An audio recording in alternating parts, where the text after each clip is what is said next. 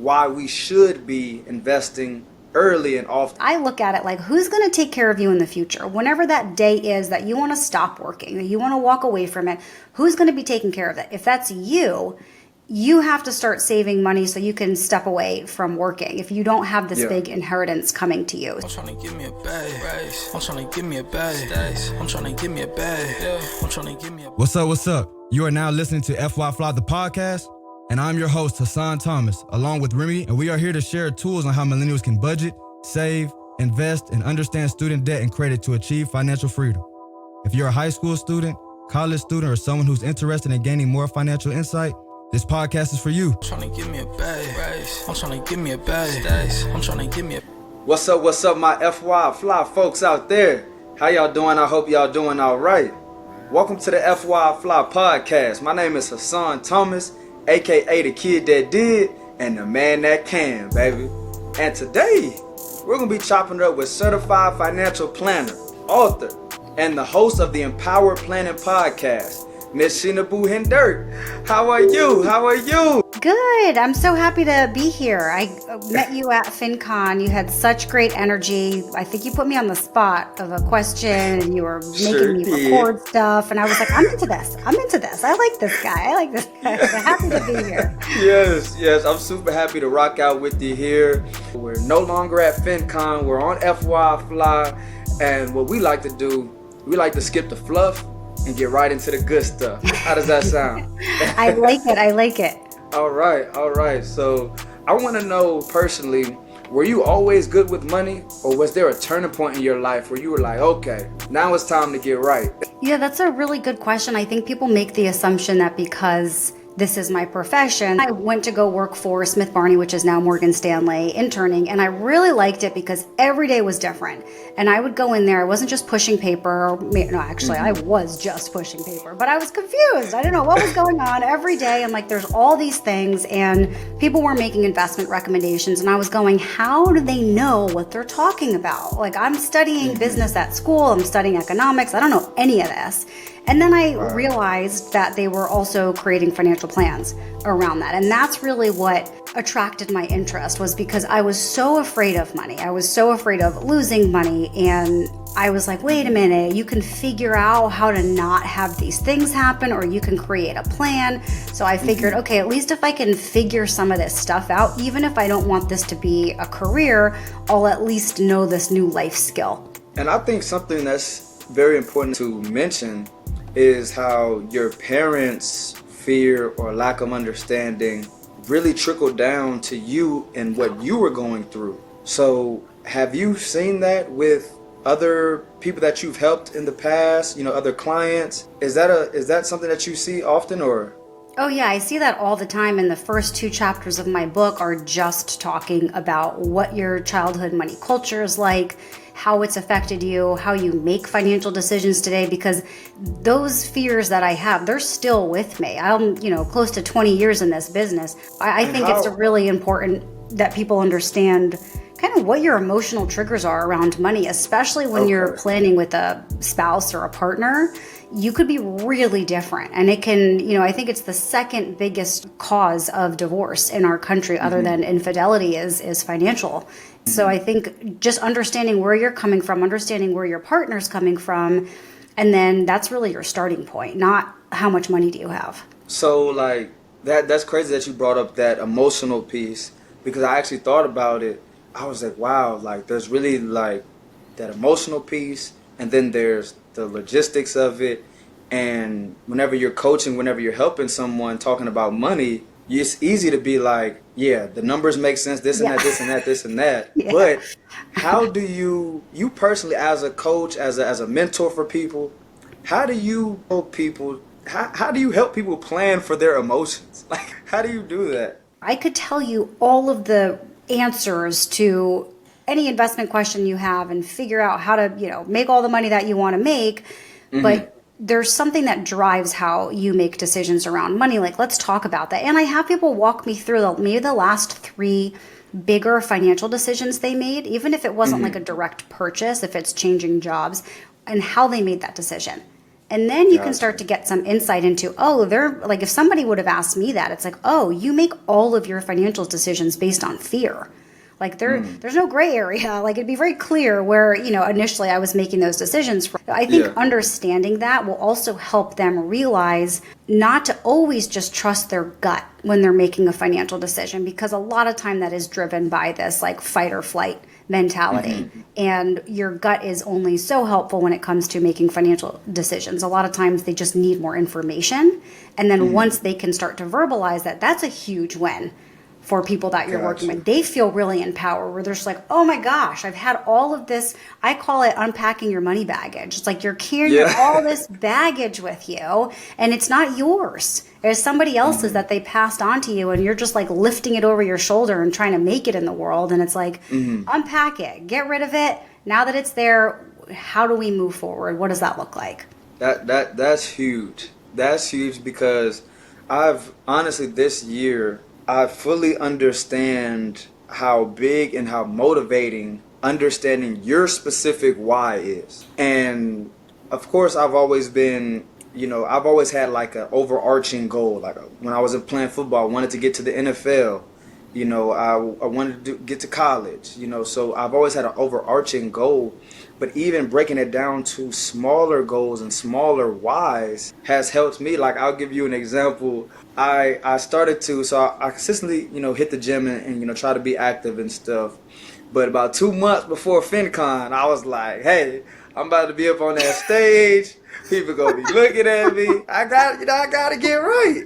So and I'm saying that to say that was my specific why for that short-term goal. So I want everybody listening to kind of, take my story out your head and put your own story and what's going on in your personal life and try to find you that why of why you want to do better with money, why you want to start investing for, maybe it's not for you.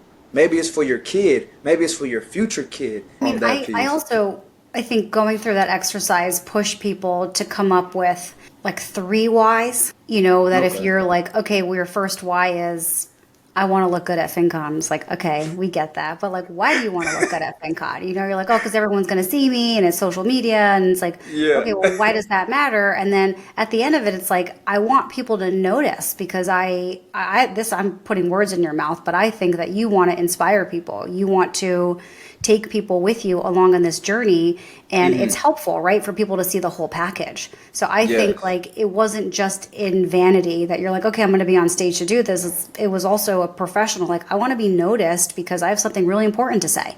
And I think for people to kind of go through all those whys of like why I want to pay for my kids to go to school. It's not just because like I want them to have a good education. I do, but like my family fought so hard to give me what I have. And I have an opportunity to get my kids in a better situation that I was in. So it's more like meaningful for me to be able to do that as like a token of appreciation for people. Big facts, big facts. And we touched on, some of the clients that you've helped in the past. Are there any other kind of reoccurring themes that you've seen, over and over again when you're helping people when you're helping people deal with their money? If somebody has a lot of debt, they're like only focused on paying on debt because they don't feel like they can do a lot. And I think that's a mistake because we want our money to work for us in so many different ways that, again, it's like you can't reach these goals overnight, but that doesn't mean you can't try. And I think understanding that you can do all of these things, you're just kind of tweaking a little bit of maybe I'll put in, $100 here, $50 here, $25 there, and I can throw $1,000 at this thing. Whatever that combination is, only you know. But to be able to learn how to do all of those things because it doesn't get simpler. Like you don't want less when you get older, right? It's like you are there and now you're like, okay, well now I have kids and I have to pay for their stuff.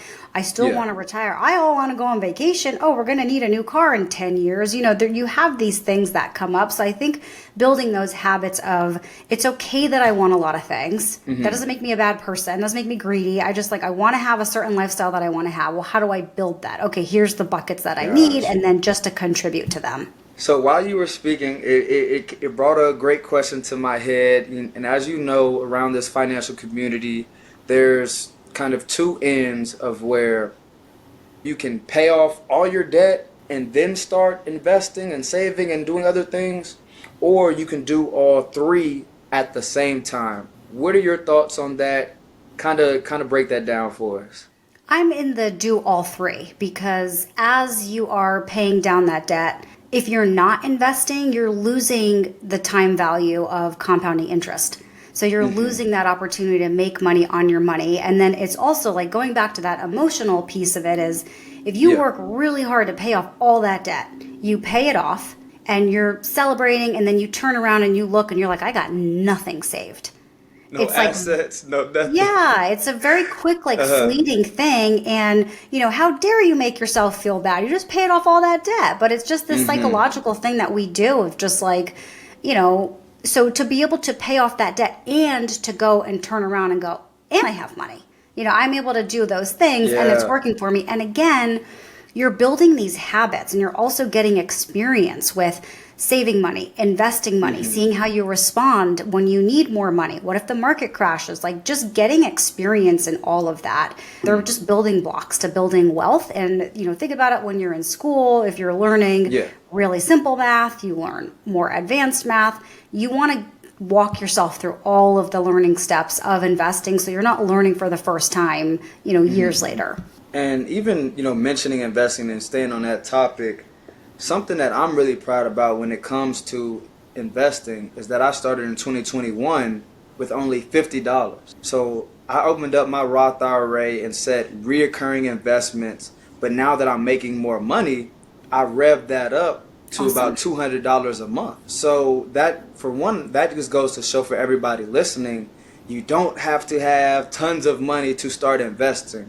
So kind of explain to my audience, talk about why we should be investing early and often despite, what people say, not having enough money. I look at it like, who's going to take care of you in the future? Whenever that day is that you want to stop working, that you want to walk away from it, who's going to be taking care of it? If that's you, you have to start saving money so you can step away from working if you don't have this big inheritance coming to you. So you think about it like a credit card. When you are taking out a credit card, they're charging you interest. You're making your payments $100 every month and you're like, my balance isn't going down. I'm like, $80 of that $100 is interest. And it's the same thing when you're investing. You start making money on the money that you're making. And people talk about making money while you're sleeping. That's it. You're taking advantage of that compounding interest. So the sooner you start, the better. And, I think you were saying like if you do $100 a month, somebody else is like, I'm not going to do that right now. I don't have the money. I'd rather, put it towards these other expenses I have. They wait 5 years. And they start putting in $200 a month, it's going to take them much longer to catch up to somebody, even though they just started 5 years. It's not going to take them 5 years to catch up. It's a lot longer than that. And that's kind of the shocking where you're just like, how is this working? It's just this, money's making money on the side for you. And you want to take advantage of that and also learn how it works and be able to look at it all the time. Yeah. And I always like to say, while you're out there working hard, let your money work hard as well. You know what I mean?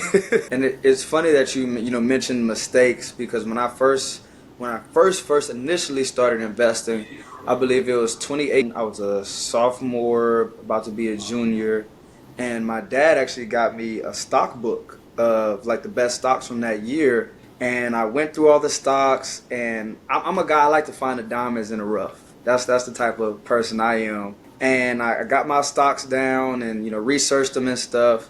And I bought individual stocks. So I give it about, 3-6 months. And I look back and I'm like, why am I not rich yet? I thought that you buy these stocks, you give it a little bit of time, and then you become rich. Well, when I told you that was my sophomore going to my junior year. My junior year, I took an investment analysis class. Oh, cool. And that's where I learned about ETFs.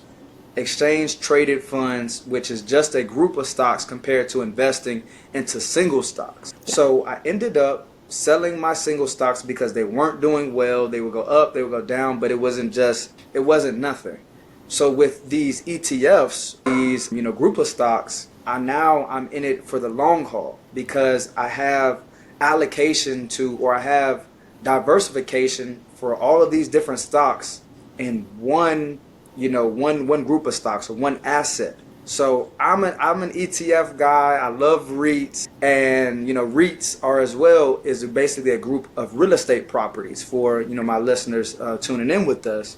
So I want to ask you, what are some of your favorite investments? Yeah, I would stick to ETFs or mutual funds because they're a basket of stocks or different investments, even if it's bonds. I would probably even do, for people that are brand new, I would do like an allocation fund where you're picking, it says 70% stocks, 30% bonds, something like that. A lot of companies, you just go in and fill out their questionnaire, and they'll give you a recommended fund. And inside of there, it's like a basket of different funds or ETFs that you can have inside. That's just a great way for you to get your feet wet where you're not kind of betting on a certain area. When you buy an individual stock, no matter what investment you have, you're always subject to market risk, right? If there's turmoil going on in the global economy, chances are if the market's crashing, you're going to lose some money on that investment. Then you have sector specific risk. If you're, investing in one company and it happens to be, let's just say it's a tech company and the tech industry isn't doing well, now your stock's not doing well. And then you have company specific. So if somebody working at that company just starts cooking up something they're not supposed to be cooking up just to make their stock look good, it's very difficult as an investor to know that there's a bad apple there. You can't. They're not going to write it down on paper like, I'm breaking the law, breaking news, I'm trying to cheat the system. You don't know that. So you're kind of giving yourself extra layers of risk. By investing in ETFs or mutual funds, you're spreading that risk out. And I like that for newer investors so they can understand,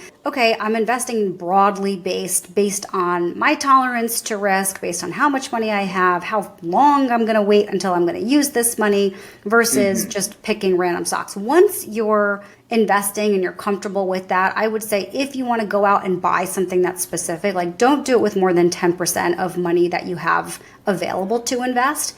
But if you find companies you like, it's kind of fun, right? You're going to the store, you're spending money there, you see that you're making money in the stock market, it's great. But if you're wrong, and you pick the wrong stock, you're not freaking out because you lost everything. So I think kind of doing a combination of both. So I'm thinking like, so boom, we're investing into our retirement accounts, 401ks, our Roth IRAs for retirement. Do you believe we should have some allocation for like 2, 3, 4, 5 year goals in a brokerage account? Or is a brokerage account too risky for that? Should that be saved in a high yield savings account? So basically what I'm asking is, for let's say 5 year goals or less, should that be in a brokerage account or a high yield savings account? I think right now with how much high yields are paying, anything under 5 years, I would just put it in a high yield or a CD, CDs that are a year out, something like that, because they're paying so high. If this was a few years ago and you're getting 1%, well, then it's kind of, you're like, is it worth the risk? Well, at 1%, yeah, it might be worth the risk. Now, if you can get 4.5% or 5%, why would you risk anything? If you know you can get 4.5%, like I would rather just do that if I know I'm going to use the money in the next 3 to 5 years, or even especially less than that. If it's more than 5 years, then it's worth kind of going out on your risk scale and just saying, you know what, I'm gonna risk it a little bit more and do that, get my feet wet, see what that's like. But if you do that, you want to keep in mind that you are telling yourself, I'm not touching that for at least 5 years. So if you were to start to do that, the market crashes, to not then pull your money out, because then you would have just been better off in cash.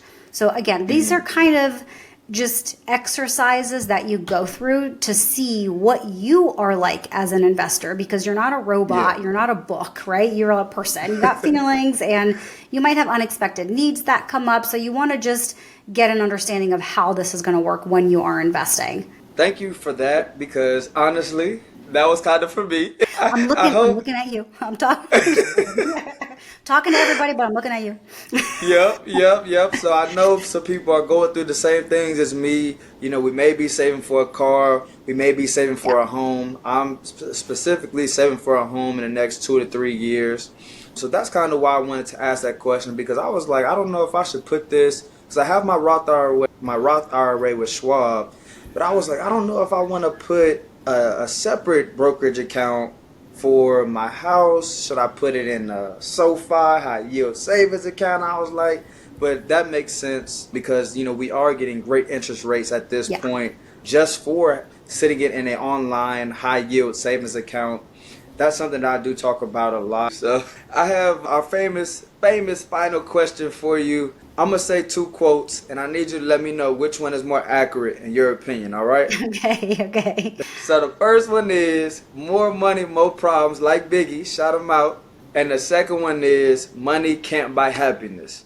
Which one do you agree with most? Money cannot buy happiness. All right, Yeah. talk to us. I think that money can bring you a lot of things, of goals that you have, but I think if you just assume that when you have more money, you will be happy, that's not the case. And I think of what you talked about, of like really digging into your why. I think a lot of people that are very driven, that have go through different iterations of being successful, are kind of confused times when they get to that step of like, okay, here I am, I made it. Yeah. Where's that feeling? Where's that happiness feeling? Because if their only driver was money, it doesn't do anything for them, you know? So I think that just from what I've seen and kind of what I've experienced too, of like having that fear of money, it didn't matter how much money I had. It wasn't enough. It was just like, I need more. I'm not. And I think with a lot of other people, especially when you're around people that have a lot of money or clients that you're working with, they're not more fulfilled because of that. So I don't think that money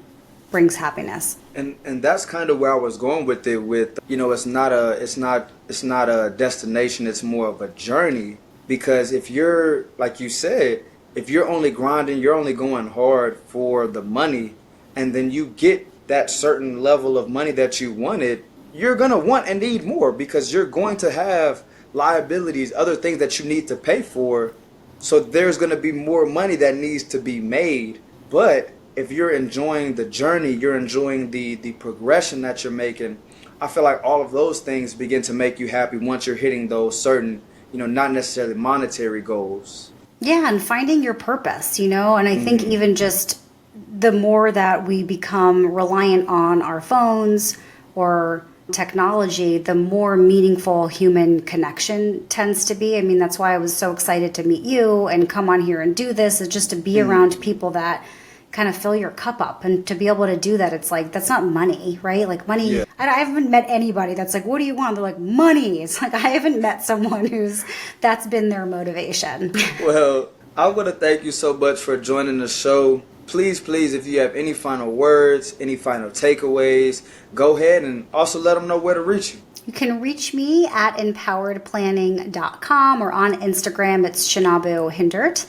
And any final words, I would say, go slowly, go with grace. And I think especially as we go into a kind of heavy spending season, to understand that not everybody's in the same place that you're in, whether that's more money or less money, but to just really, before we start spending money, really think about what the holiday season truly means to you. I love that. So again, thank you so much for joining the show. Everybody listening, I know we talked about a lot here today, but if you can take, you know, 1 or 2 gems that she dropped here today out of all of them, if you could take 1 or 2 and implement them today, then I promise you those small incremental habits will have large impacts over time. So again, thank you so much, Shinobu. I need everybody to stay safe, stay invested, and stay FYI FLI. We'll see you next week. Thank you all for listening to FYI FLI, the podcast, and we hope you enjoyed the show. Tune in next week for more financial literacy insights with our special guests. Please visit our website, social media platforms, and subscribe to our YouTube channel at FYI FLI Podcast. That's FYI FLI Podcast. See y'all next week, and stay fly.